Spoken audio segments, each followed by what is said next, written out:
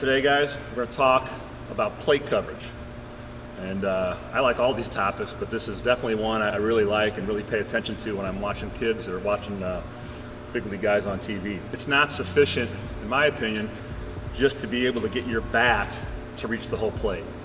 If the very end of your bat is all that covers the outside corner, hitting a ball on the very end of your bat doesn't do us any good. And for those of you who've ever played with wood, typically hitting the ball at the end of the bat results in the bat breaking. Last year's draft.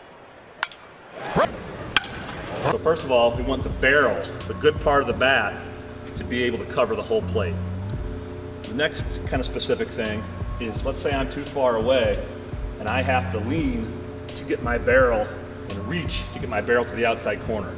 Well, that's not very comfortable. Your posture's jacked up.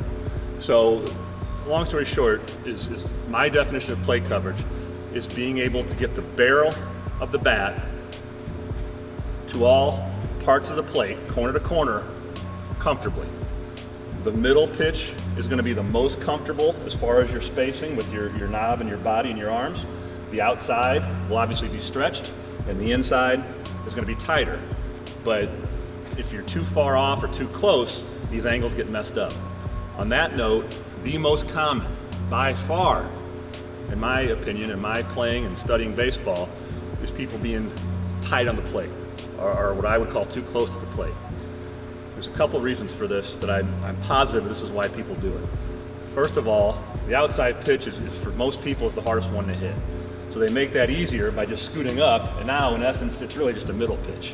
Okay? So they don't like the outside, they can't hit it well, so they scoot up and delete the problem. I think the other reason they do it is because people just love the pull.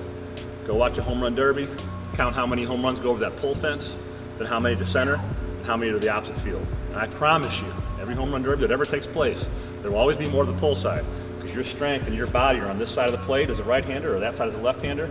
That pull fence is closest. Well, the bottom line is if you apply that theory, which plenty of big leaguers do, I won't mention names, but there's some right on the Cardinals playing today.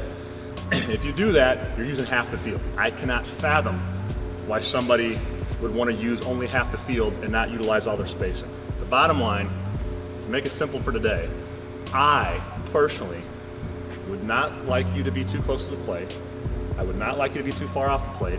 I want you to be right in the middle. If you're in the middle, you should have equal access to the whole plate, corner to corner. As far as how to do it, there's many different ways. Most people, over the 22 years I've been doing this, I would say at least 80%, maybe 90% of people, whether it's high school kid, younger kid, college kid, whatever, when I ask them how they find their spacing, how do they figure out where to stand, they simply say either they eye it or they just say, I have no idea.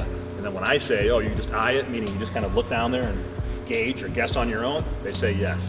Well, at Missouri State, where I went to college, that wasn't sufficient. They had a plan, the general plan to make it succinct.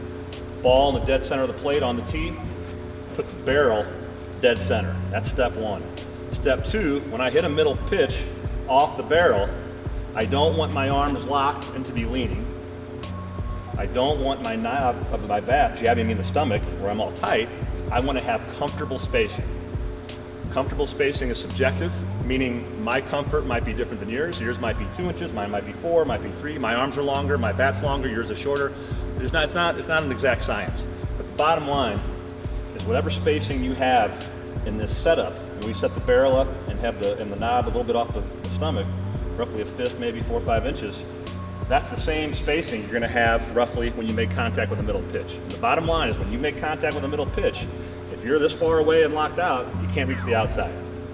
If you get real tight or you're jammed up, which is most people I work with, is this. They're pretty close when I first meet them. Then they typically come around the ball, or they have to pull their front shoulder open and pull off the ball to even get the barrel there. If they stay with no spacing in the setup, and then they hit with spacing, they're going to get jammed. If the barrel's set correctly and the spacing is comfortable, the elbows should be bent. We want these elbows bent in the setup and on the contact. We'll get more to it specifically later, but just to give you a preview, we want these elbows bent for a couple reasons. One, it allows your hands to stay in. You cannot keep your hands in if your elbows are locked. It's not possible. You will come around everything. You get long. Secondly, when you make contact, another reason we want flexion is so you can then extend through it, what we call hit through the ball. So it all kind of keeps building and it all ties in together. But for now, not too far away, not too close, somewhere right in the middle.